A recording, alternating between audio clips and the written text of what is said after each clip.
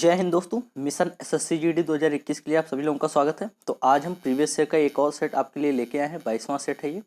इससे पहले भी 21 सेट आपके चैनल पे अपलोड हो चुके हैं। अगर आपने नहीं देखा है तो आप देख सकते हैं। इस सेट में हम जीके जीएस के क्वेश्चन डिस्कस करेंगे। कुल 25 क्वेश्चन हैं और उस 25 क्वेश्चन के भी कितने सारे क्वेश्चन बन सकते हैं ये सब कुछ हम डिस्कस करेंगे। यानी कि एक सेट में लगभग आपका 50 से 60 क्वेश्चन डिस्कस हो जाएगा। हर क्वेश्चन के अंदर तक जाएंगे हम लोग, एकदम डिटेल में उसको डिस्कस करेंगे। अगर इससे पहले कि आपने वीडियोस नहीं देखा है तो मैंने एसएससी जीडी के लिए टॉपिक वाइज भी बहुत सारी वीडियोस डाल रखी हैं। अगर आप चैनल पे जाएंगे तो आपको प्लेलिस्ट मिलेगी।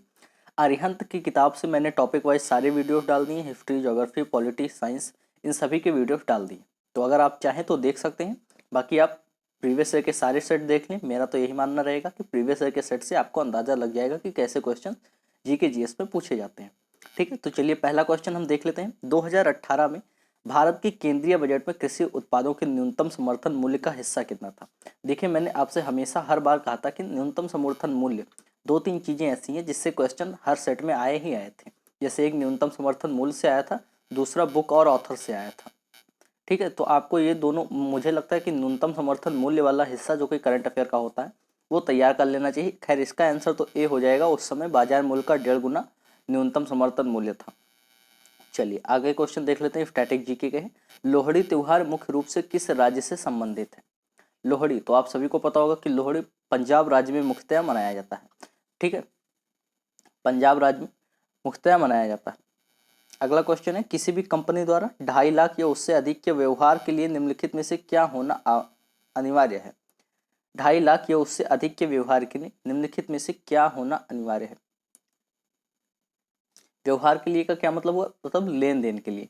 तो अगर आप 2.5 लाख का लेन देन किसी भी कंपनी द्वारा कर रहे हैं तो आपके लिए आपका पैन कार्ड होना अनिवार्य है। पैन कार्ड आप सभी को पता होगा। इसका नाम क्या होता है, पैन कार्ड का पूरा नाम होता है परमानेंट अकाउंट नंबर। क्या होता है, परमानेंट अकाउंट नंबर।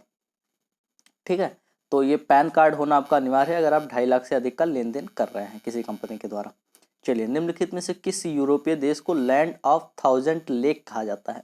बहुत ही अच्छा क्वेश्चन है। आप सभी लोग आंसर देंगे कि लैंड ऑफ 1000 लेक किसे कहा जाता है। इसका अगर हिंदी में बोला जाए तो ये हो जाएगा हजारों झीलों की भूमि। अब आपको कुछ याद आ रहा होगा। हजारों झीलों की भूमि कहा जाता है आपके फिनलैंड को। फिनलैंड आपका विश्व खुशहाली सूचकांक में फर्स्ट नंबर पे भी है, ये बात भी याद रखेंगे। फिनलैंड को क्या कहा जाता है, तो द लैंड ऑफ 1000 लेक। क्या, द लैंड ऑफ 1000 लेक। तो ये ऐसे ही याद रखेंगे कि फिनलैंड को लैंड ऑफ 1000 लेक कहा जाता है। नॉर्वे, आप सभी को पता होगा कि इस बार के करंट अफेयर में नॉर्वे आपका प्रेस फ्रीडम इंडेक्स में फर्स्ट नंबर पे है और आपका जो कॉन्स्टिट्यूशन, मतलब कि कॉन्स्टिट्यूशन वाले इंडेक्स में भी आपका फर्स्ट नंबर पे है। जहां लोकतंत्र सबसे अच्छा है उस पर भी फर्स्ट नंबर पे नॉर्वे है और प्रेस फ्रीडम इंडेक्स में भी फर्स्ट नंबर पे नॉर्वे है। फिनलैंड किस में फर्स्ट नंबर पे है, तो विश्व खुशहाली सूचकांक में। इस बार के करंट अफेयर में आपको बता रहा हूँ। चलिए अगला क्वेश्चन है, लोकसभा एथिक्स कमेटी के अध्यक्ष चेयरमैन के रूप में किसे पुनः मनोनीत किया गया है। ये उस वक्त का करंट अफेयर था। इसका राइट आंसर बी हो जाएगा। अभी इसको देखने की जरूरत नहीं है, बस आप अंदाजा लगा लीजिए कि कैसे करंट अफेयर पूछे जाते हैं। यानी कि हार्ड तो रहते हैं, करंट अफेयर भी आपके हार्ड पूछ सकता है। जीके जीएस का लेवल इसमें काफ़ी ज़्यादा अच्छा रहता है। बाकी मैथ वैथ तो उसी लेवल की आती है। चलिए, एशियाई खेलों की शुरुआत सर्वप्रथम कहाँ हुई थी। एशियाई खेलों की शुरुआत सर्वप्रथम कहाँ हुई थी। तो एशियाई खेलों की शुरुआत सर्वप्रथम आपके भारत में ही हुई थी। कब हुई थी, तो 4 मार्च 1951 को दिल्ली में हुई थी। 1951 को एशियाई खेलों की शुरुआत कहाँ हुई थी, तो भारत में। चलिए, रियो शिखर सम्मेलन 1922 1992 के एजेंडा 21 किससे संबंधित है। एजेंडा 21 किससे संबंधित है, तो बिल्कुल सस्टेनेबल डेवलपमेंट से संबंधित है। ये सस्टेनेबल डेवलपमेंट से क्या मतलब हुआ, आपका सतत विकास, ये संपोषणीय विकास, संपोषणीय विकास से हुआ है। अगर हम रियो शिखर सम्मेलन, यानी कि रियो शिखर सम्मेलन 1922 के एजेंडा 21 की बात करें तो ये किससे संबंधित है, संपोषणीय विकास से संबंधित है। ठीक है, याद रखेंगे। रियो डी जेनेरियो के शहर में एक और सम्मेलन आपका हुआ था, पृथ्वी सम्मेलन 1992 में। याद होगा 1992 में आपका पृथ्वी सम्मेलन रियो डी जेनेरियो के शहर में हुआ था। ठीक है, ये भी याद रखेंगे। भारत में साम्यवाद के प्रणेता कौन थे। भारत में साम्यवाद के प्रणेता कौन थे।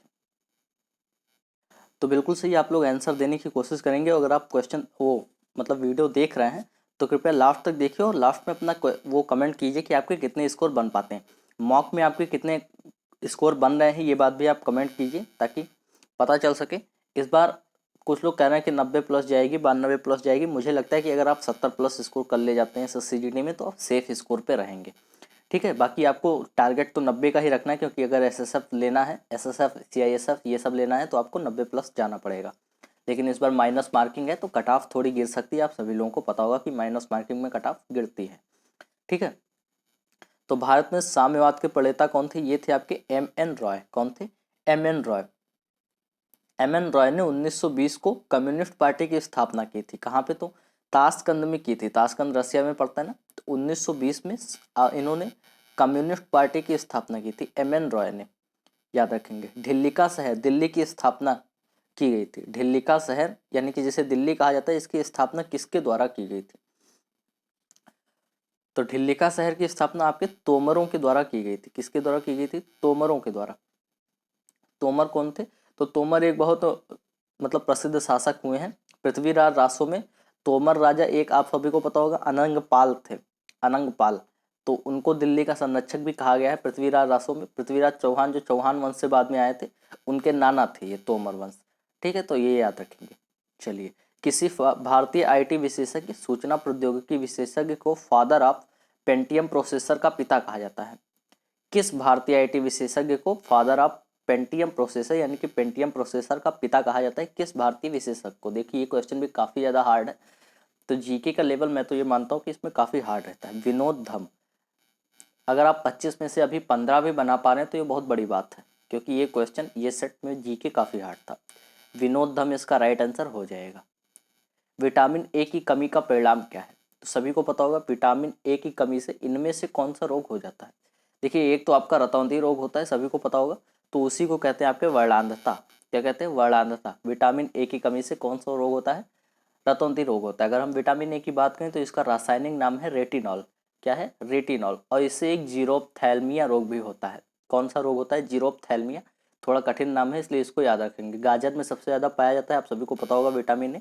रेटिनॉल इसका नाम है। चलिए, अगला क्वेश्चन है, जीडीपी में तृतीय क्षेत्र का योगदान बढ़ा है, लेकिन रोजगार सृजन में किस क्षेत्र का योगदान वर्तमान में सबसे ज़्यादा है? तृतीय क्षेत्र आप सभी को पता होगा कौन से क्षेत्र होते हैं। तो तृतीय क्षेत्र का योगदान बढ़ा है, लेकिन कौन सा क्षेत्र इस समय सबसे ज़्यादा रोजगार आपको उपलब्ध कराता है? तो वो होता है प्राथमिक क्षेत्र। प्राथमिक क्षेत्र में कौन सा आता है? तो आपका कृषि आती है, यानी कि कृषि, पशुपालन, ये सब जो काम होते हैं वो प्राथमिक क्षेत्र में होते हैं। अगर हम द्वितीय क्षेत्र की बात करें तो द्वितीय क्षेत्र में विनिर्माण का काम होता है। जैसे कि प्राथमिक क्षेत्र में आपका कच्चा माल उगाया जाता है, फिर उस कच्चे माल को प्रोसेस करके सही माल में ढालना, ये काम होता है आपके द्वितीय क्षेत्र का। और तृतीय क्षेत्र क्या होता है? तो वो सेवा सेवा क्षेत्र होता है। तृतीय क्षेत्र को कहा जाता है सेवा क्षेत्र, यानी कि जो सेवा देते हैं, जैसे बैंक वैंक में, पोस्ट ऑफिस में हो गए, तो वो सब आपका सरकारी सेवाएं हो गई, वो सब होता है सेवा क्षेत्र। तो तृतीय तृतीय क्षेत्र में आपका रोजगार का ज़्यादा वो नहीं है। अभी आपका किसमें है रोजगार का ज़्यादा? वो प्राथमिक क्षेत्र में, यानी कि कृषि आपको सबसे ज़्यादा रोजगार देती है। चलिए, अगला क्वेश्चन है, भारतीय संविधान की प्रस्तावना में भारतीय संविधान के डैश और आदर्श परिलक्षित होते हैं। तो कौन से आदर्श आपके परिलक्षित होते हैं भारतीय संविधान की प्रस्तावना में? तो बिल्कुल दर्शन के आदर्श परिलक्षित होते हैं। दर्शन यानी कि फिलॉसफी जैसे हो गया, जैसे कुछ लोग कहते हैं कि प्रस्तावना संविधान की आत्मा है, हृदय है, कुंजी है, ऐसा सब कहा जाता है। नेहरू जी ने कहा था कि प्रस्तावना आत्मा है संविधान की। तो इस तरह आपका दर्शन का आदर्श परिलक्षित होते हैं, यानी कि दर्शन शास्त्र का एकदम विशेष ध्यान रखा गया है। निम्न में से कौन सी नदी अरब सागर में नहीं गिरती है? सभी को आंसर देना है कि निम्न में से कौन सी नदी अरब सागर में आपका नहीं गिरती है। तो बिल्कुल सही, आपकी इसमें तुंगभद्रा नदी आपकी अरब सागर में नहीं गिरती है। तुंगभद्रा नदी आपकी अरब सागर में नहीं गिरती है। तुंगभद्रा नदी क्या है? तो कृष्णा नदी की सहायक नदी है ये। कृष्णा नदी की सहायक नदी आपकी हो जाएगी तुंगभद्रा। अगला क्वेश्चन आपका करंट अफेयर से संबंधित है। इसमें पूछा गया है कि वर्ल्ड फेडरेशन टूर्नामेंट के अंतिम फाइनल मैच में किसने जीत हासिल की थी? Badminton world federation tournament. तो देखिए, एक खेल का क्वेश्चन भी पूछा गया है, तो आई थिंक कि आपको खेल वोल सबको टॉपिक वाइज अच्छे से तैयार कर लेना है। 40वें का वैसे राइट आंसर अगर आप जानना चाहेंगे तो इसका राइट आंसर सी हो जाएगा। पीवी सिंधु ने बैडमिंटन वर्ल्ड फेडरेशन 2018 में जो हुआ था उसको जीता था। चलिए, अगला क्वेश्चन ज़्यादा इंपॉर्टेंट है। 1951 में भूदान आंदोलन या भूमि उपहार आंदोलन किसने शुरू किया था? तो मुझे लगता है ये तो आप आंख बंद करके टिक कर सकते हैं कि विनोबा भावे ने भूदान आंदोलन शुरू किया था। पहले व्यक्तिगत सत्याग्रही भी यही थे, यानी कि अकेले ही सत्याग्रह शुरू कर दिया था इन्होंने भूदान आंदोलन का। तो यही आपके पहले व्यक्तिगत सत्याग्रही भी हो जाएंगे। अनुच्छेद 368 किससे संबंधित है? तो आप सभी को पता होगा कि अनुच्छेद 368 किससे संबंधित है। बिल्कुल सही, तो संविधान संशोधन करने से संबंधित है आपका अनुच्छेद 368। 368 के द्वारा कोई भी मतलब अपना संविधान संशोधन कर सकता है। अलग अलग क्राइटेरिया होते हैं कि साधारण बहुमत से करेगा, 2/3 बहुमत से करेगा और 2/3 और राज्यों के उससे करेगा। जैसे अगर साधारण सा चेंजमेंट करना है तो वो साधारण बहुमत से अपने लोकसभा में बिल पास करवा के अपना संविधान संशोधन कर सकते हैं। अगर कोई बहुत बड़ा संविधान संशोधन करना है तो उनको जितने भी राज्य हैं उनमें सारे राज्यों का कम से कम 50% उनके पास वो होना चाहिए, मतलब उनके पक्ष में होना चाहिए संविधान संशोधन के। तो ऐसे संविधान संशोधन के कई सारे क्राइटेरिया होते हैं। आपको याद रखना है कि अनुच्छेद 368 आपके संविधान संशोधन से संबंधित है। कौन सा? अनुच्छेद 368 याद रखेंगे। अगला क्वेश्चन है, इनमें से कौन विंध्य पर्वत श्रेणी की सबसे ऊंची चोटी है? विंध्य पर्वत श्रेणी आप सभी को पता होगा कहाँ पे स्थित है, तो मध्य प्रदेश में स्थित है। तो विंध्याचल, जिसको विंध्याचल पर्वत श्रेणी भी कहा जाता है, तो विंध्य पर्वत श्रेणी की आपका सबसे ऊंची चोटी हो जाएगा केलुमार पीक। क्या हो जाएगा? केलुमार पीक। गुरु शिखर आप सभी को पता होगा कहाँ का है। केलुमार पीक आपका विंध्य पर्वत श्रेणी का सबसे ऊंचा वो हो जाएगा। अब गुरु शिखर की बात करें तो गुरु शिखर आपका अरावली का सबसे ऊंचा पर्वत शिखर है। ये क्वेश्चन भी पूछा गया था कि अरावली का सबसे ऊंचा पर्वत शिखर कहाँ है, जीडी में ही पूछा गया था, तो गुरु शिखर है। कलुमार चोटी कौन सी है? तो विंध्य पर्वत श्रेणी की सबसे ऊंची चोटी है कलुमार चोटी। याद रखेंगे, विंध्य पर्वत श्रेणी की सबसे ऊंची चोटी कलुमार चोटी। काफी ज्यादा इंपॉर्टेंट क्वेश्चन हो सकता है। पृथ्वी की ऊपरी सतह भूप्रपटी में सबसे अधिक मात्रा में पाया जाने वाला तत्व कौन सा है? तो सभी को पता होगा कि भूप्रपटी में सबसे अधिक मात्रा में ऑक्सीजन पाया जाता है। ये क्वेश्चन आप सभी को पता होगा। ए इसका राइट आंसर हो जाएगा। निम्नलिखित में से कौन सा शासक खानाबदोश प्रजाति यूची से निकटता से संबंधित है? खानाबदोश यानी कि जो इधर उधर घुमक्कड़ प्रजाति के होते हैं, ये एक जगह से दूसरी जगह गमन करते रहते हैं, घुमंतु प्रजाति जिनको कहा जाता है। तो वो एक प्रजाति यूची से निकटता से संबंधित है। इसमें से कौन? शक, पहलव, कुषाण या दिंगनाग? तो आपके जो कुषाण शासक हैं इनका संबंध यूची नामक प्रजाति से ज्यादा निकटता से है। ठीक है, यूची जनजाति की 5 शाखाएं में थी, उनकी एक थी कुषाण, उनकी एक शाखा थी। याद रखेंगे आप। तो कुषाणों ने भारत पर भी राज किया था। तो कुषाण वंश की राजधानी उस समय पुरुषपुर थी। हो सकता है ये बात भी पूछा जाए। पुरुषपुर इनकी राजधानी थी, कुषाण वंश की राजधानी। ये भारत के एक छोटे से हिस्से पे राज किया था इन्होंने। दही जमने के लिए कौन सा जीवाणु उत्तरदायी है? तो आई थिंक आप सभी को पता होगा कि दही जमने के लिए आपका लैक्टोबैसिलस एसिड, लैक्टोबैसिलस एसिडोफिलस, ये आपका इंपॉर्टेंट है। लैक्टोबैसिलस एसिड आप सभी ने याद किया होगा 9th-10th में जब हम होते हैं तब ये सब याद कराया जाता है। तो दही जमने के लिए आपका लैक्टोबैसिलस एसिडोफिलस आपका राइट आंसर हो जाएगा ए।